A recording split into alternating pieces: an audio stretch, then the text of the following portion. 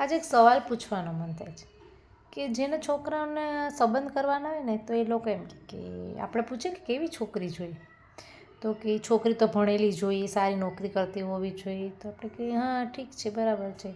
તો પછી એમ કે ઘરે સંભાળતા આવડવું જોઈએ. અરે ભાઈ, સારી ભણેલી જોઈએ, સારી નોકરી કરતી હોવી જોઈએ, તો પછી ઘર કેવી રીતે બિચારી સંભાળે? તમારે એક મેન્ટાલિટી એવી છોકરીઓ પ્રત્યે રાખી દીધી કે નહીં, છોકરીઓ ઘર તો સંભાળો. હા, તો તમારે ઘર સંભાળવાવાળી જોઈએ તો તમે ઓછી ભણેલી ગોતો ને, કે જે નોકરી ના કરતી હોય વ્યવસ્થિત ઘર સંભાળશે. તો ઘરમાં પૈસાય લાવવી જોઈએ અને ઘરે સંભાળવી જોઈએ. ભાઈ, બિચારી માણસ છે, એનાથી બે વસ્તુ કેવી રીતે પોસિબલ બને? ભલે એનાથી થાય એટલું કરીને જે પ્રોપર ઘર સંભાળી શકે એવી તો ભણેલી નોકરી કરતી ના જ મળે.